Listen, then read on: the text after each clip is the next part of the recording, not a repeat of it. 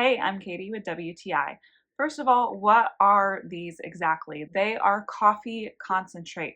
Not just any coffee though, but nitro infused coffee. So this coffee in here is nice and smooth. Each color has different benefits. The blue is the holy moo, which is infused with mushrooms and B vitamins.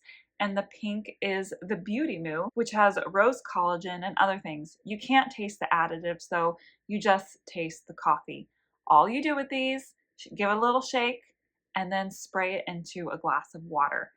They are unsweetened. They do not have any creamers in them. These are portable and convenient. They look a little funny spraying out. Don't let the color fool you. They do spray out brown, but it gives you a good laugh. We all know the real reason why we drink coffee anyways. We have been taking these with us everywhere. I love them. My kids love them. It is definitely worth checking these out.